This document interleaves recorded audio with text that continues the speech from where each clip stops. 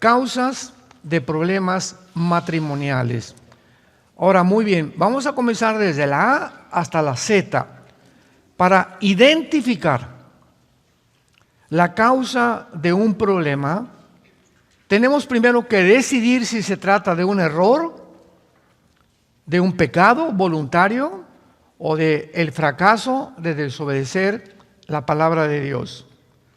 Al hacerlo, vamos también a tener que reconocer que si la Biblia llama a una práctica pecado, sería equivocado llamarlo de otra manera.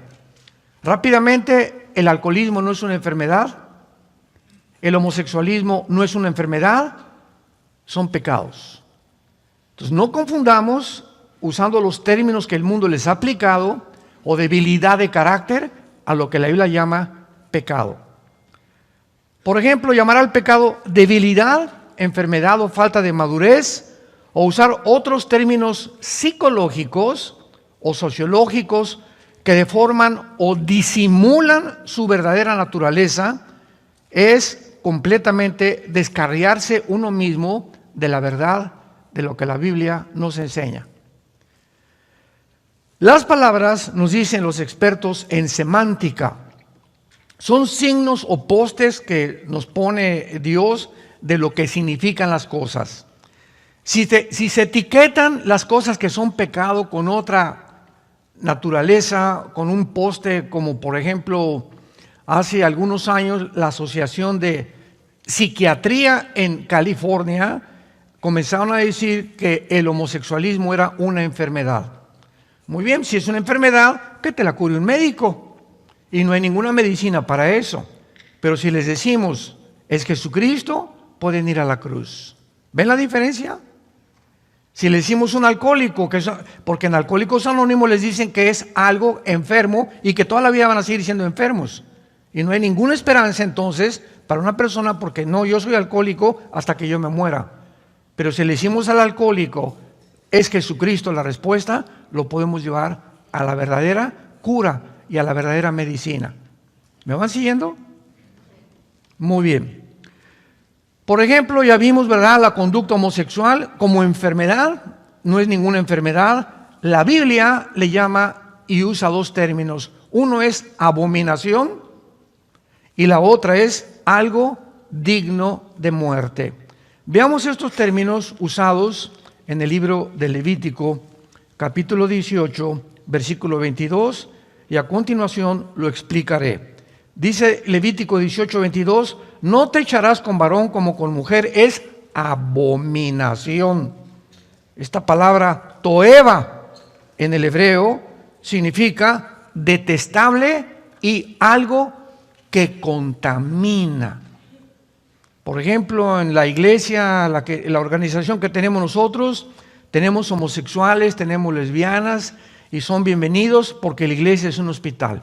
Muy bien. Muchachito, ¿verdad? Qué bueno que vienes a identificarte, que eres gay o que eres homosexual o como le quieras poner de nombre. Sin embargo, te vamos a decir, ¿verdad?, que durante 6 meses te tienes que discipular y en los campamentos de jóvenes no te vamos a permitir ir, mucho menos que seas maestro de la escuela dominical, porque son personas que tienen necesidad de una restauración y no se logra de la noche a la mañana. Decía, por ejemplo, David Wilkerson, uno de los más grandes hombres de Dios del siglo pasado, él fundó lo que se llama Reto a la Juventud, que lo formó con Nicky Cruz, cuando Nicky Cruz, jefe de las pandillas Mau Mau en Nueva York, fue este pastor David Wilkerson. Nicky Cruz se convirtió siendo el jefe de la pandilla más feroz de Nueva York y de los barrios más de Nueva York, y de ahí sacó un libro que se llama La Cruz y el Puñal. Y David Wilkerson considera el siguiente: de los 30 años para adelante, un homosexual tiene el doble de esfuerzo para rehabilitarse. Antes de los 30 hay una grandísima probabilidad de una rehabilitación más rápida. A los 40 es 3 veces más difícil y de los 50 para adelante es 5 veces más difícil rehabilitar a una persona que ha hecho un hábito, no de una enfermedad, sino de un pecado. Dice Levítico 20, versículo 13, Si alguno se ayuntare con varón como con mujer, es abominación. Ambos han de ser muertos, sobre ellos será su sangre. Recordemos algo, el contexto de los mandamientos de Dios, dados en muchas partes en el Antiguo Testamento, tenemos que recordar el grupo de personas a quien Dios se dirigió. Aquí tenemos un grupo de personas que está sacando Dios y lo está llevando por un desierto, y lo que tienen que cuidar este grupo de personas es cuidarse, purificarse lo más que puedan antes de entrar a la tierra prometida. No lo está diciendo a una grande nación. Entonces, si hay un homosexual en este grupo de personas, es tan peligroso que este muchacho va a contaminar a uno o dos muchachos. Esto es inevitable, porque tarde o temprano se va a acostar con uno o con otro, ¿verdad? Y le va a brincar en la noche o a la semana, y sin que nos demos cuenta, ya en la congregación hay 3 o 4 homosexuales. Hay un ejemplo muy grande que acaba de suceder, lo puedo mencionar porque es del conocimiento público, con el grupo de Hillsong, que fue un grupo precioso, una música lindísima de Jesucristo, pero de repente, allá en Australia, comenzaron a permitir que dentro de la banda de los músicos se subieran homosexuales, y que homosexuales dirigieran también la alabanza. Entonces, a los 6 meses se descubre que 2 de ellos ya se habían casado. Y era una organización que está representando a Jesucristo. ¿Qué pasó con los líderes? Pues al ratito cayó uno, cayó otro, etcétera, etcétera, y se hizo un desbarajuste por todos lados. Claro que todavía sigue, ¿verdad? Esta organización, en muy pocas, casi han renunciado todos los pastores de la mayor parte de las naciones. Hay algunos que son honrados. Brian Houston, que fue el fundador, es un hombre de Dios, con su esposa, ya lo exoneraron, ¿verdad? Me equivoqué, pero desgraciadamente no previmos que cometimos un grandísimo error. Mientras se curan, tenemos que excluirlos, porque contaminan. Una mujer lesbiana también, ¿verdad? Una mujer que es lesbiana, bien para acá las jovencitas, y sin que se den cuenta comienzan a tender una red, y al ratito caen también en el lesbianismo, porque contagia, es radiactividad. Entendamos que es por eso que la Biblia le llama pecado. Y cuando es pecado, no hay ninguna medicina más que la sangre de Jesucristo. Ningún sistema, ningún psiquiátrico, ninguna clínica, nadie puede sanar el pecado. Sino, ¿para qué Cristo muere en una cruz? Fue el desperdicio más grande que hizo Dios al permitir que su Hijo pagara. ¿Por qué? Por nuestros pecados. Porque no hay otra medicina más que la muerte de Cristo en esa cruz. Sin embargo, cuando le llamamos pecado a la homosexualidad o al alcoholismo, les podemos señalar la cruz, a Jesucristo. Por lo tanto, es muy importante dar a los problemas matrimoniales la etiqueta que la Biblia les da. Las otras etiquetas mienten respecto a los problemas y de manera inevitable nos van a llenar o a llevar a soluciones falsas. Los que reemplazan la palabra pecado por etiquetas modernas, es posible que piensen que es bondadoso hacerlo. Ay, pues para que no se sienta tan mal, pero hacerlo es completamente lo opuesto.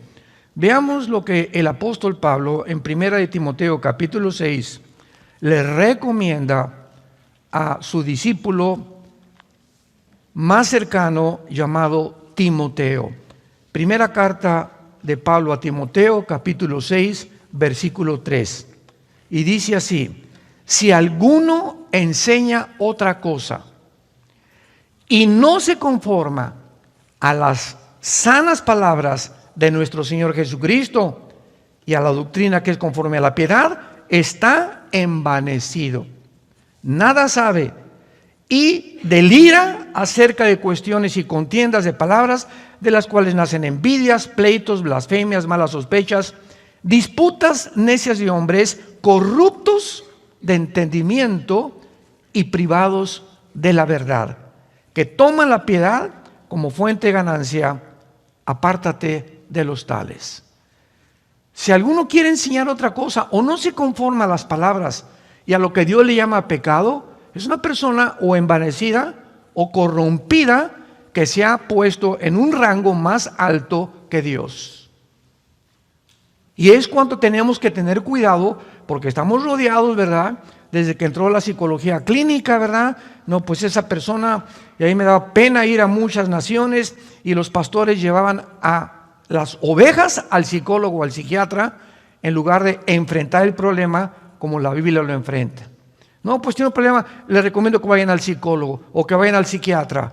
Y salen, ¿verdad?, pues con pastillas tranquilizantes, salen ya, ahora sí que como drogadictos, y jamás puede ningún ser humano curar el pecado de nadie. Solamente, repito y enfatizo, la sangre de Jesucristo. El llamar al alcoholismo una enfermedad es quitarle toda la esperanza a una persona alcohólica, porque no hay píldoras que curen esa enfermedad. Pero si se le llama pecado, tal como la Biblia lo dice, entonces hay una verdadera esperanza para este tipo de personas, porque Cristo vino a eso. Vino a librarnos del pecado y del poder del pecado. Veamos, por ejemplo, en la primera carta a los Corintios, capítulo 6, lo que Pablo le escribe a esta iglesia que ayer vimos, que era una iglesia degradada moralmente, una iglesia que había de todos los pecados posibles, herencia de los griegos, etcétera, etcétera, porque los griegos adoraban el cuerpo. Los griegos fomentaron el homosexualismo como ninguna otra civilización en la historia, y que los romanos la heredaron. Casi todos los césares romanos eran homosexuales, eran pansexuales, bueno, eran lo peor, ¿verdad? Y dice en 1 Corintios 6, versículo 9, vean qué palabras más preciosas y de advertencia también. ¿No sabéis que los injustos no heredarán el reino de Dios? No erréis, ni los fornicarios. O sea, el fornicario en la Biblia es la persona que usa el sexo fuera del matrimonio. O sea, una pareja de jóvenes que tienen relaciones sexuales están fornicando. Una persona homosexual es un fornicario, una lesbiana es fornicario, una persona que tiene relaciones con un niño es un perverso. Ya todavía desciende un grado 5 veces más bajo que cualquier nivel de degradación moral, porque es la peor perversidad que puede existir, meterse sexualmente con un niño. No saben ustedes, o sea, si no lo saben, van a saberlo, ni los fornicarios, ni los idólatras, ni los adúlteros, ni los afeminados, ni los que se echan con varones, ni los ladrones, ni los avaros, ni los borrachos, ni los maldicientes, ni los estafadores heredarán el reino de Dios. Escuchen el versículo 11. Y esto eran algunos. Las iglesias son puros ex. Aquí somos puros ex. Aquí nadie era San Pablo, ni San Gelatao, ni Santa Rita de Casia. Todos nosotros en las iglesias somos personas que venimos lastimadas, heridas de un pasado que todos tenemos que cargar con él, hasta que llegamos a la cruz. ¿Qué es la iglesia? Es el hospital donde todas estas cosas, tu borrachera, tu fornicación, tu adulterio, comienza el Espíritu Santo en la medida que tú le permites a sanarte. Eso es lo que es la iglesia. Entonces no solamente venir aquí, pararte y oír y de lunes a viernes portarte igual. Tú tienes que tomar ya el hábito de leer diario la Biblia, tener tus devocionales, consagrarte a Dios, adorar a Dios, y cada vez que pecas, venir a la cruz, Señor, la regué, volví a derramar la leche otra vez anoche, y le volví a gritar a mi esposa, y vi a esa mujer, ya tengo una mujer aquí en mi mente hace 3 días, Padre, te pido que la sangre de Cristo, renuncio a seguir pensando en esa mujer, renuncio a seguir pensando en ese hombre. Cuando Dios ve esta decisión deliberada, voluntaria en nosotros, nos ayuda. ¿Por qué? Porque estás siendo una persona honesta delante de Dios. El que esconde sus pecados no prosperará. Discierne inmediatamente cuando hay algo que te está molestando en tu vida, ven corriendo a la cruz antes de que comience a hacerse un hábito y el hábito acabe formando tu carácter. Y mientras más tardas en deshacerte de esa maldición, porque son maldiciones que van a impedir que prosperemos, más difícil será quitarlo de tu vida. Veamos en Romanos capítulo 6, versículo 12 en adelante, lo que dice también el apóstol Pablo acerca del pecado. No reine pues el pecado en vuestro cuerpo mortal, de modo que lo obedezcas en todos sus impulsos desordenados, que se tradujo concupiscencias. Notemos en primer lugar que el pecado es como un rey. Cualquier cosa que entre a tu vida sin que te des cuenta, ya no eres tú el que gobiernas. Ya hay una fuerza maligna dentro de tu vida que te está dominando, como la pornografía, la gula, la borrachera, la homosexualidad. Son fuerzas internas que sin que nos demos cuenta nos comienzan a... ¿Quién es un rey? Es una persona que gobierna, que tiene súbditos, que tiene autoridad y que se le tiene que obedecer. Y así le llama el Espíritu Santo al pecado, como un rey. Y se nos manda, ¿qué cosa? Que no lo obedezcamos. Te levantas a las 9 de la noche, quiero pizza. No, qué pizza ni qué nada.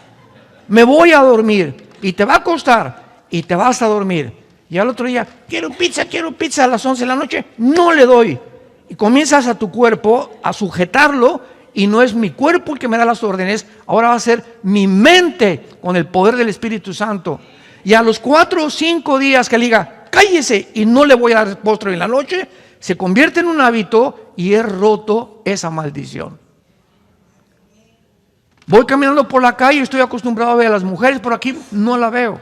Y no veo esto. Y veo la televisión y le cambio de canal. Y cuando lo repites, Dios, el Espíritu Santo en tu vida ve que tienes la intención, no quiero pecar, porque hay la voluntad, y le vuelves y le cambias, a la semana, tu mente se levanta una fortaleza contra las tentaciones de Satanás.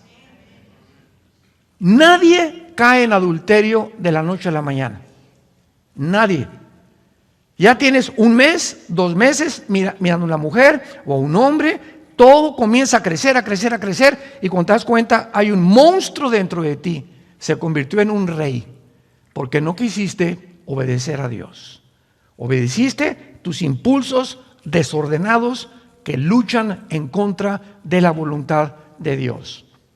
Dice el versículo 13, ni tampoco presenten vuestros miembros, o sea, mis órganos sexuales, mis brazos, mis piernas, mi cabeza, eso es lo que son miembros.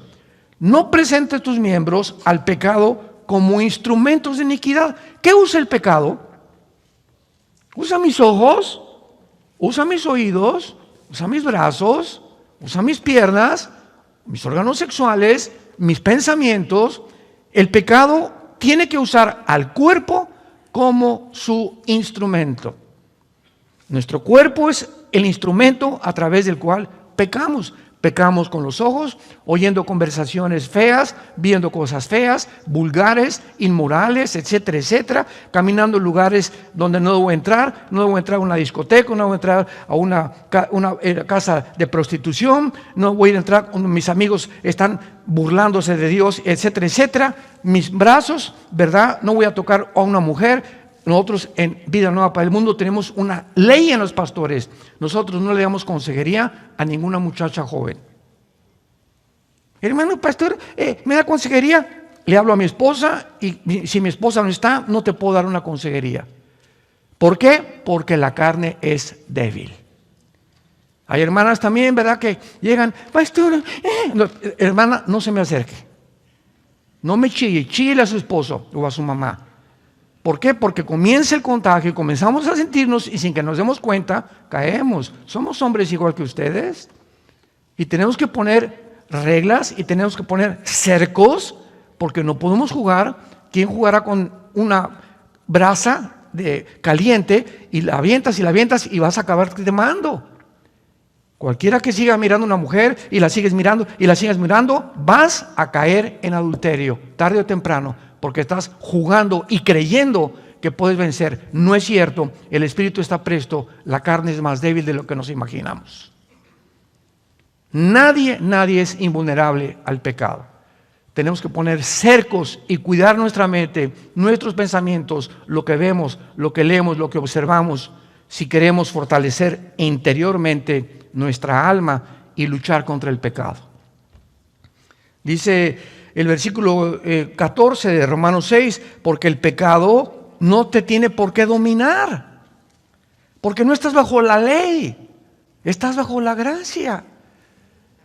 Ahora, antes de que fuéramos nosotros cristianos, yo me acuerdo, mi padre se murió porque se fumaba 3 cajetillas de cigarros delicados sin filtro. Pobrecito, se murió en 1970, en aquel tiempo no había la información que tenemos de la fumar. Se desayunaba una taza de café así, con 3 bolillos. Y el pan blanco te sube completamente todo aquello que va y favorece la diabetes.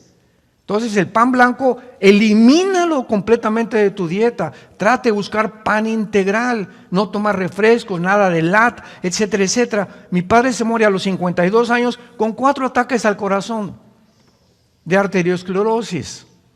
Me impactó tanto la muerte de mi padre porque era un hombre casi 1,90 de estatura, muy fuerte, etcétera, etcétera. Y engordó, y cuando se dio cuenta estaba bien gordo.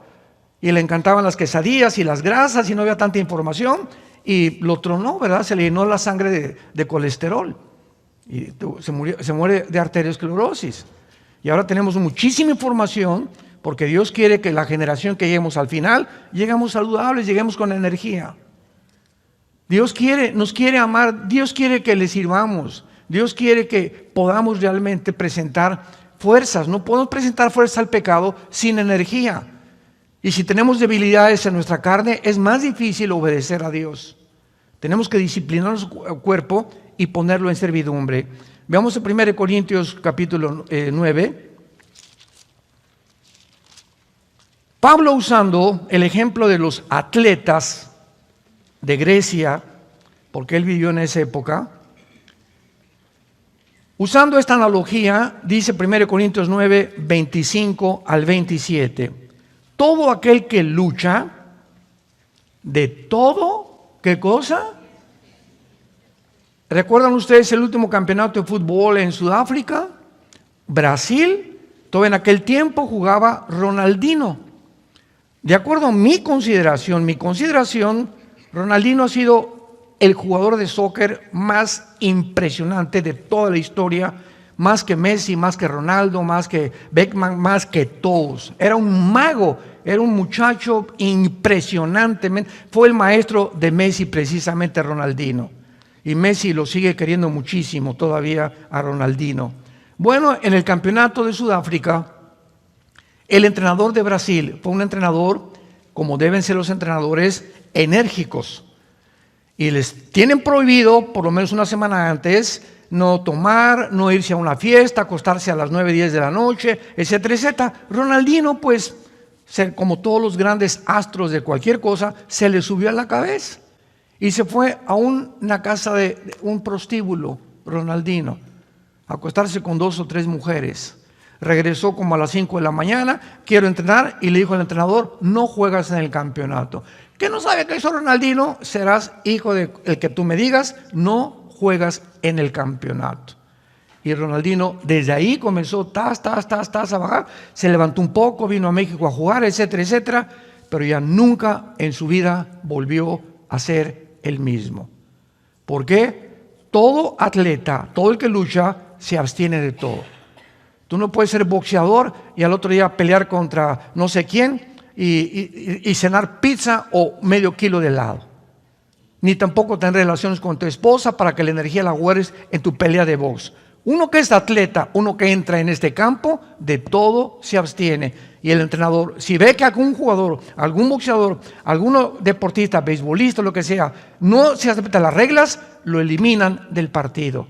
Porque tiene que haber disciplina en sus cuerpos. Y dice Pablo, unos para recibir una corona corruptible, pero otros una incorruptible. Y todos los atletas que llegaban por aquí, ¿qué es lo que les dan de premio? Una coronita de hojas que le ponían aquí, en un estrado que se llamaba el BEMA, o el tribunal de los jueces, y ese era el premio. Todo lo que hicieron, los esfuerzos, los sacrificios, la dieta que tuvieron, para que les pusieran una cochina corona de hojas que a la semana se les echaba a perder. Y nosotros no estamos buscando una corona de esas, sino una incorruptible. No tenemos idea de los premios que Dios tiene guardados cuando nosotros le obedecemos. Y miren lo que dice a continuación. Así que, dice Pablo, yo de esta manera corro, no como a la aventura. De esta manera peleo, no como quien golpea al aire, sino que golpeo mi cuerpo y lo pongo en servidumbre. Ahora vas a ser mi esclavo. Me engañaste, ¿verdad? Y que fumar, y que emborracharme, y que por acá, y que ver, pues ahora no. Mi mente la voy a fortalecer y mi cuerpo va a ser mi esclavo. Antes de ser cristiano era al revés. Mi cuerpo me daba órdenes y obedecía lo que mi cuerpo me pedía. Le dábamos gusto a los placeres del cuerpo, porque éramos esclavos del pecado. Ya no somos esclavos del pecado. Dios infunde un poder que se llama el Espíritu Santo entre nosotros, para que el Espíritu comencemos a desarrollarlo entre nosotros a través de la palabra y de la comunión con Él. Y mientras más estamos en el Señor, más fuerte y más fuerte nos quiere volver el Señor, hasta volvernos guerreros, gigantes, donde ya mi cuerpo es una fortaleza y ya es más difícil que caiga en la tentación que en cualquiera que sigue obedeciendo los deseos y los placeres de su cuerpo. Estamos en una guerra, cristianos. Esto no es un chiste. Y la batalla y lo que está de por medio es tu alma y la vida de tu familia y de tus hijos. Golpeo mi cuerpo y lo pongo en servidumbre. Y miren lo que dice Pablo. No sea que Pablo, el más grande misionero y cristiano después de Cristo en la historia de la cristiandad, dice Pablo, no sea que yo, habiendo sido grande predicador, heraldo, yo venga a ser eliminado. No significa que va a perder la salvación, porque la salvación no se pierde. Significa que Dios te puede decir, ya no te uso. Sigues siendo un cristiano, ya no tienes poder, ya no ganas las almas, ya no tienes una pasión por la verdad, todo lo haces ya mecánicamente, te has vuelto un religioso. ¿Por qué? Perdiste las ganas, ya no disfrutas la Biblia, no disfrutas ya nada en la vida. Simplemente, ¿por qué? Porque Dios no te usa. Dice Pablo en otra parte de la carta a Timoteo, en un fregadero, en una cocina de una señora, hay vasos sucios y hay vasos limpios. Viene alguien a mi casa, dice Pablo, y pues le voy a dar un vaso sucio y ponerle ahí cualquier cosa y dar, no, uso los vasos limpios. Los que están sucios están en el fregadero, esperando ser lavados. Y hasta que no sean lavados, no se pueden usar. Y dice Pablo, así son las vidas de ustedes. Cuando Dios quiere usar a alguien, ¿a quién va a buscar? ¿A quién va a usar? Para hablar a tu mamá, para hablar a tu primo, para comenzar a un homosexual, para que, ay hermano, venga a orar al hospital por mi enfermito y mándele un recado que se sane. Y usted, hermana, ¿qué no puede ir usted y darle el testimonio y darle el plan de salvación? Es que no puedo. ¿Por qué no puede? Porque está sucia seguramente. Dios usa instrumentos limpios, porque Dios es un Dios santo, santo, santo. Santifíquense para que nos convirtamos en instrumentos útiles para Dios. Muy bien. Vemos entonces claramente que cuando Alcohólicos Anónimos le dice a sus seguidores que tienen que recordarse cada día, durante el resto de su vida que son alcohólicos, no se les ofrece ninguna esperanza. Pablo, en el pasaje que leímos, les asegura a los homosexuales, a los borrachos, que algunos eran antes, pero que ya no lo son. Ya han sido lavados, santificados y justificados en el nombre de Jesús. Es posible, les dice Pablo, dejar de ser homosexual, dejar de ser borracho, dejar de ser borracho, parrandero y jugador y pasar a ser una persona diferente. 2 Corintios 5:17, el que está en Cristo, nueva criatura es. Solo en Cristo hay la posibilidad de convertirnos completamente en nuevas personas. Ahora bien, en el origen del matrimonio ya hemos visto que el matrimonio es de origen divino. Ningún juez, ningún politólogo, ningún psiquiatra, ningún antropólogo, paleontólogo, arqueólogo, nadie puede atreverse dentro de la humanidad, en los aproximadamente 6,000 años de historia que tenemos, de poder decir qué es el matrimonio.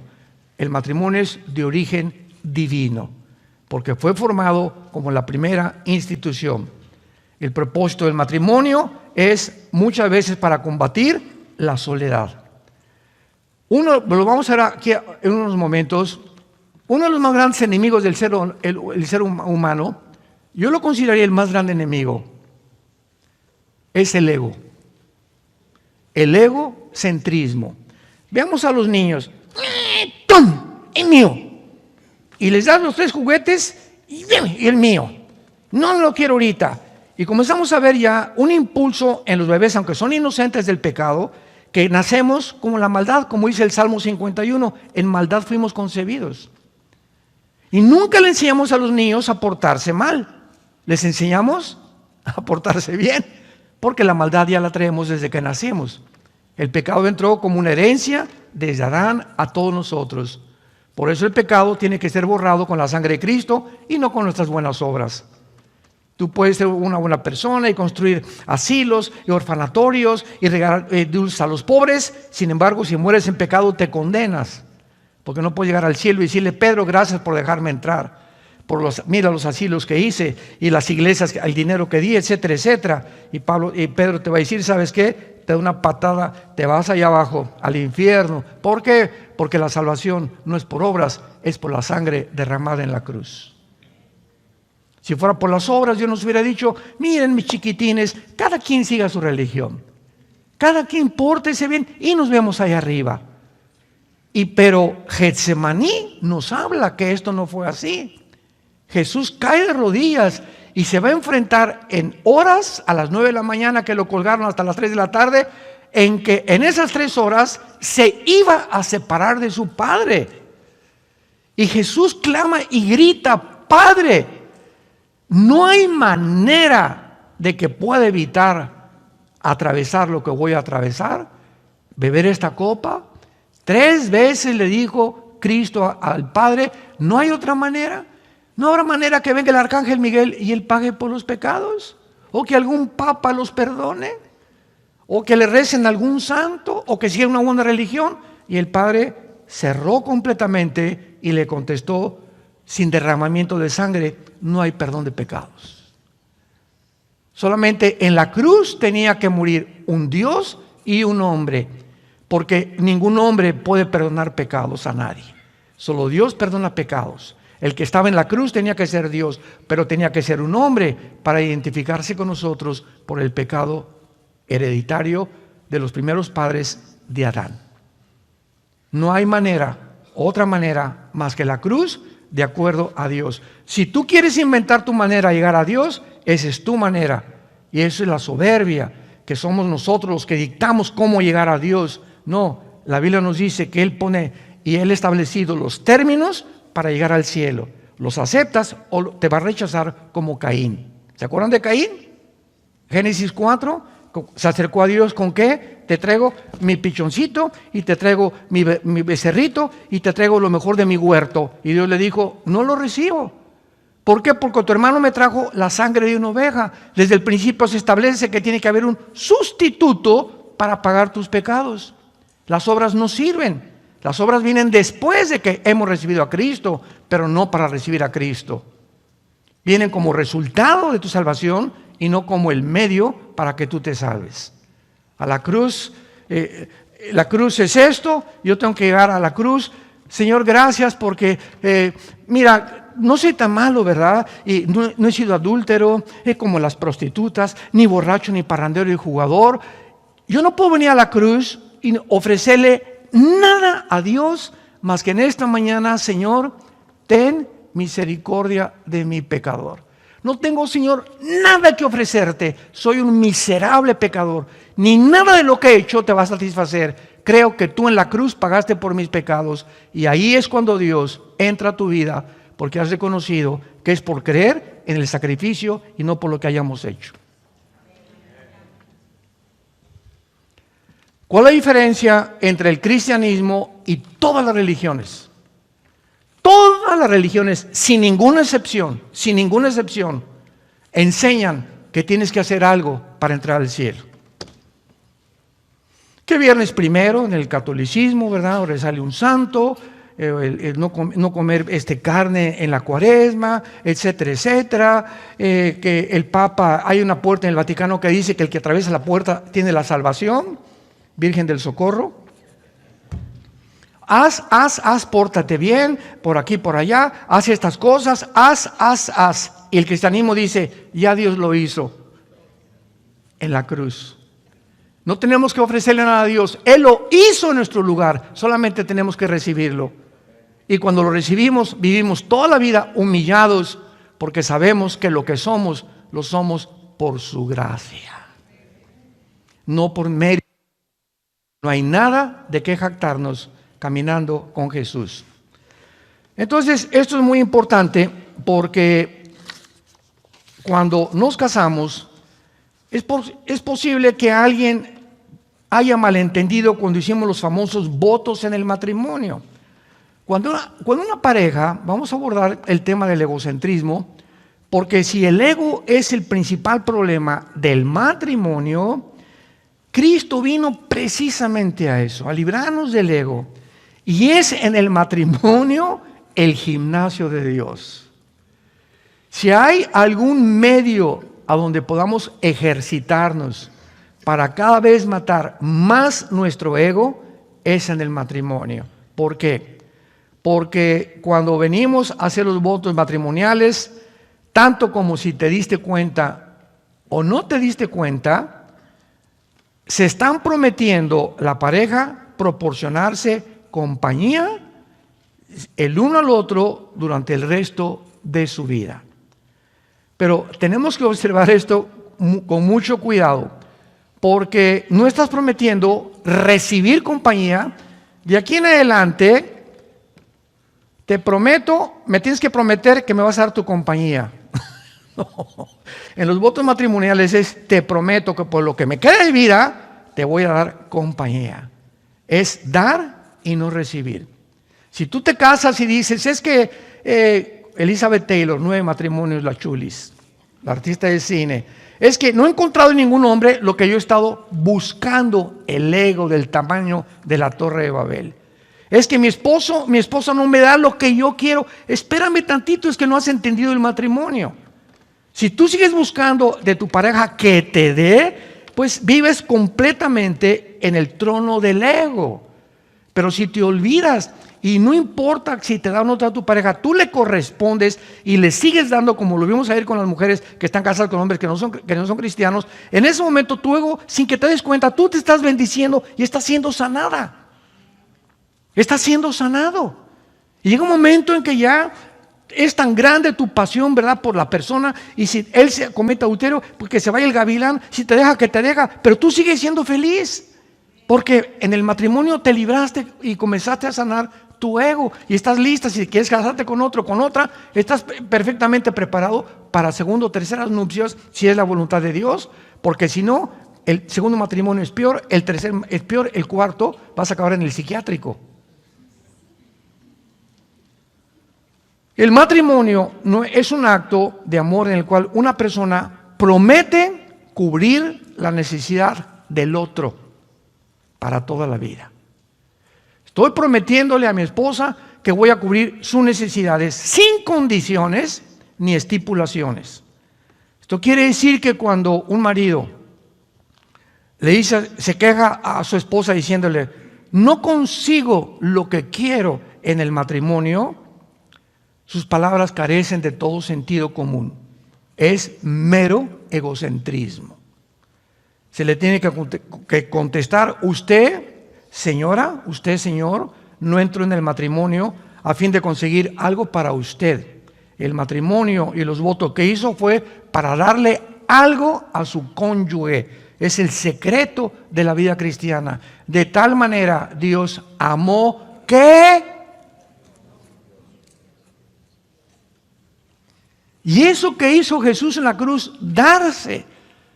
en la peor crisis emocional, espiritual de la tortura de los clavos y la corona de espinas, se abandonó a sí mismo, porque cuando sufrimos nos victimizamos y nadie se acuerda de mí y nadie me viene a saludar y estuve en el hospital y no me visitaron, etcétera, etcétera, y nos concentramos en nosotros mismos. Es la reacción psicológica de un ser humano normal. Por eso los más grandes psiquiatras en Brasil, hay uno, se me olvidó el nombre, que examinó la vida psicológica de Cristo. Él no pudo ser un ser humano como nosotros igual, porque en la cruz nunca pensó en él.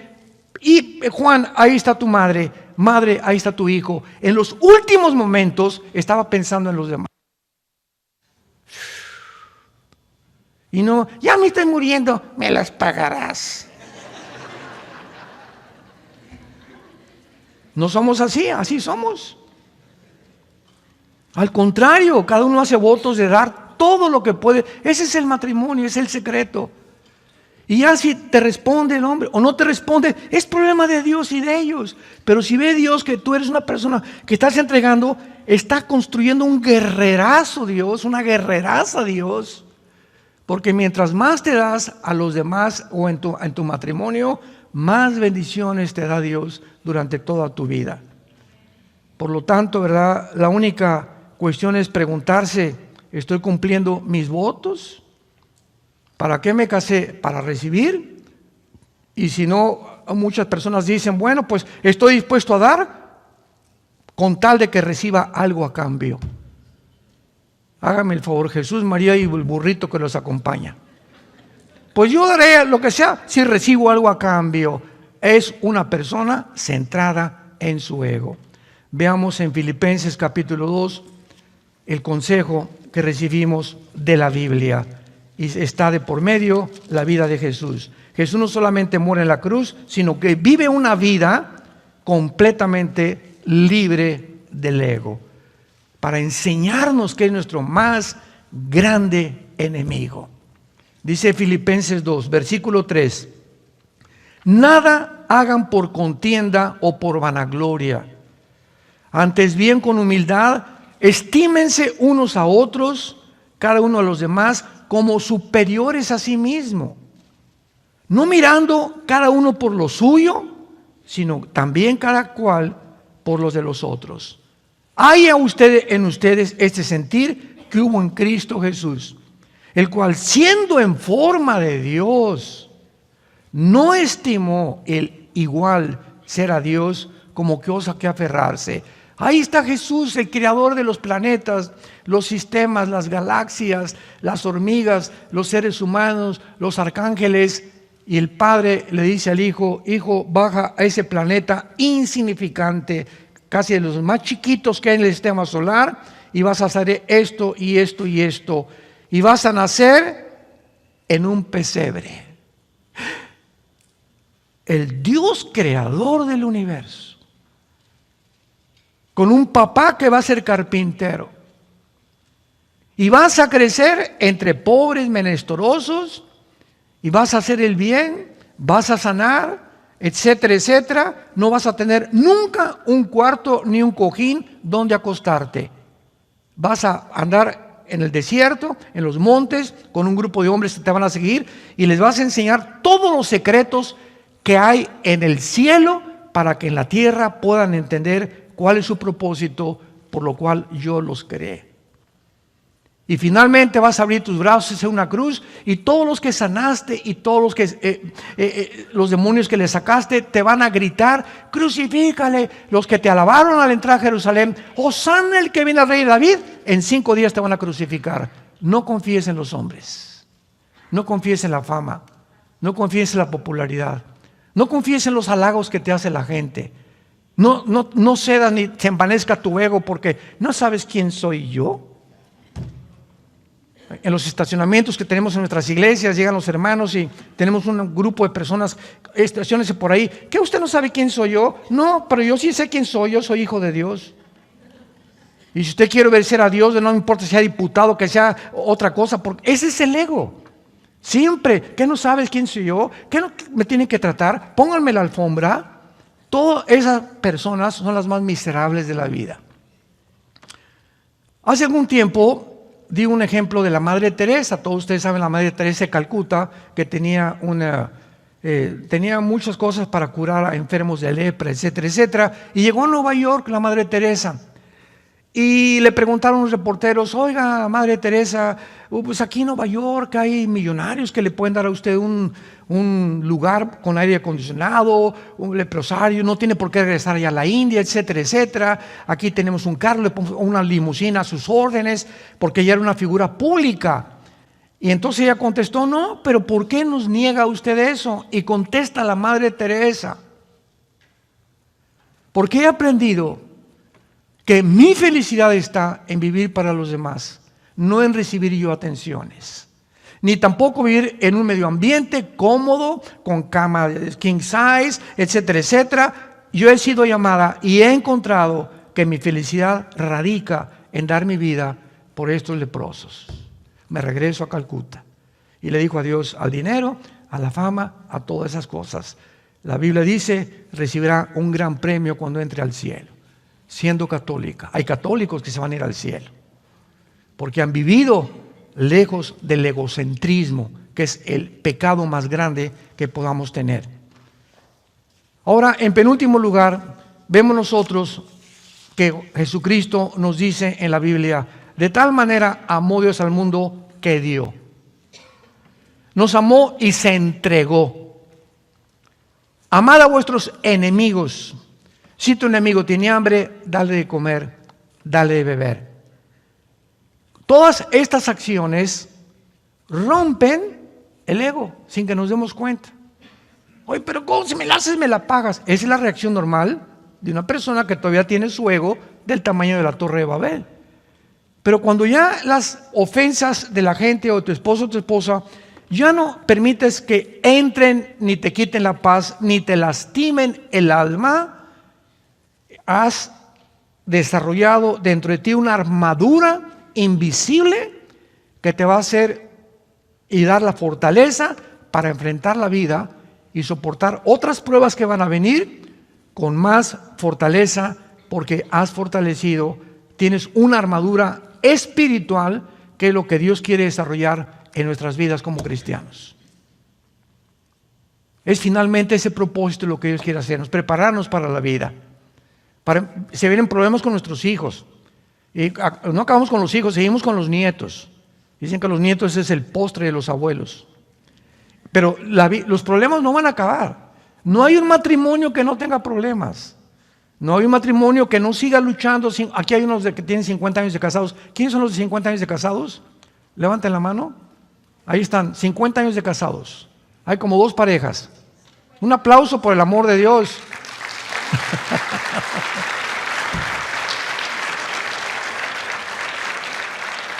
Yo le dije al hermano: hazle una estatua a tu esposa. Y contesta ella: no, los dos nos hemos soportado. Qué lindo, ¿verdad? Para llegar a esa edad, ya las bodas de oro, es porque los dos realmente han puesto su parte. Es la única manera de tener un matrimonio feliz y contento. En otras palabras, notamos que en la Biblia todo comienza con dar. ¿Y dónde se demuestra más el egocentrismo también? ¿En dónde? En la cartera. Porque aquí, cuando sacas la cartera, ahí está completamente, donde está tu tesoro, está tu corazón. Y nos acostumbramos, antes de ser cristianos, a dar limosnas. 5 pesos ahí en la iglesia, 10 pesos, etcétera, etcétera. Lo que les decía ayer, se nos olvida la gente también, y comenzamos a darnos cuenta que la generosidad es un síntoma de los más grandes que existen, en que estás libre del ego, o que por lo menos vas a la mitad de tu camino, porque cada vez sientes más dar y dar de tu tiempo, de tu dinero, de tu esfuerzo. Llegas a la iglesia y no como al cine. Yo llego en el cine y mis palomitas y mi refresco, y no me importa quién está acá ni quién está acá. Cuando llegas a la iglesia, no es el cine. Llegas al cine, llegas a la iglesia a dar.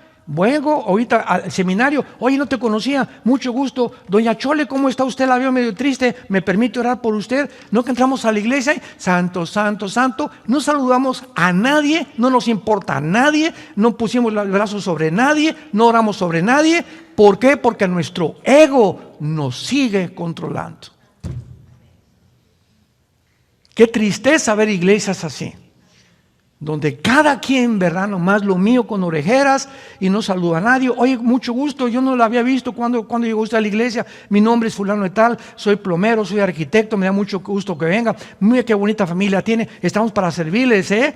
Y la gente cuando llega a una iglesia y ve que la gente lo recibe así, ¿a quién no le gusta que nos traten bien? ¿A quién no? Vean, este hotel es una característica de los buenos hoteles. Cuando llegas, oiga, señor Alducin, no, señor Alducin, le dije, ¿de dónde me conoces, compadre? ¿Qué, hemos estado en la cárcel juntos o qué? No, de hace 2, 3 años. ¿Cómo que hace 3 años? Sí, porque nos enseñaron a tener una lista de personas que pudiéramos apuntar, los que traen grupos, etcétera, etcétera, y hablarles por su nombre. Porque si alguien se siente importante es que te digan, oiga, señor Díaz, bienvenido. Ya saben que soy el señor Díaz y me reciben bien, ¿verdad? A todos nos gusta eso, a este ego, ¿no? A este ego. Nos gusta que nos alaben, que nos exalten, etcétera, etcétera, que nos admiren. Ese es el ego. Y cuando ya evadimos todas esas cosas y lo único que nos importa es buscar dar y pasar tiempo, Cristo se detuvo en todo su ministerio 3, 4 horas con una mujer que llevaba 5 matrimonios, la samaritana, capítulo 4 de San Juan. Una mujer que llevaba 5 matrimonios y con el que estaba viviendo, la chulis, era su amante. ¿Y qué llegó Cristo con esta mujer a decirle? Eres una pecadora, etcétera, etcétera, dame de beber. Sí, y te voy a decir que esa agua vas a volver a tener sed. O sea, sigue buscando en los hombres la felicidad, nunca vas a estar satisfecho. Pero el agua que yo te daré será una fuente que salte de vida eterna en tu vida. Ya no busques en otras mujeres o las fantasías. Con otro hombre sería más feliz. ¿No es cierto? No es cierto. No es cierto. Si con el que tienes no pasaste la prueba, no vas a pasarla con el otro, ni con la otra tampoco. Son puertas falsas porque buscamos siempre el ego de saber quién me va a hacer feliz. Con esa sí sería feliz, con ese hombre sí sería feliz. Mentiras, mentiras, mentiras. Está siendo deshonesto, deshonesta con Dios. Amémonos como Dios nos ha puesto, démosle gracias por la esposa que tenemos, los hijos que tenemos y luchemos por nuestra familia. Padre, te damos gracias en esta mañana. Porque sabemos que en el mundo tendremos aflicción. Pablo, quiero decirte, le dice a Timoteo que en los últimos tiempos habrá hombres amadores de sí mismos. La primera característica que Pablo le dice a Timoteo, hombres, mujeres, amadores de sí mismos, centrados en sus intereses, en sus propiedades, en lo que les conviene, en lo que reciben de los demás. Por eso mueren, han alcanzado puestos, presidentes, deportistas, cantantes, y cuando tienen todo eso se dan cuenta que nunca vivieron para los demás, por lo cual en la tercera edad, en la cuarta edad, van a recibir lo que sembraron y van a morir miserables, vacíos, descubriendo tal vez demasiado tarde que vivieron para ellos mismos.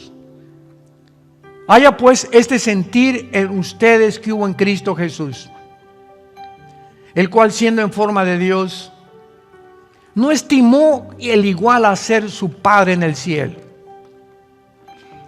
Bajo un mundo depravado, a un basurero bajó Dios a caminar entre nosotros y enseñarnos que Él, el creador del universo, se hincaba delante de nosotros a lavarnos los pies.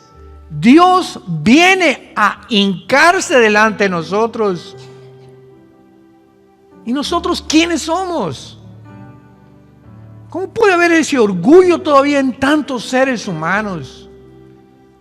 Tanto egocentrismo en sus propias vidas, buscando siempre aplauso, admiración, halagos que los sirvan, cuando es todo lo contrario lo que Jesús nos enseñó.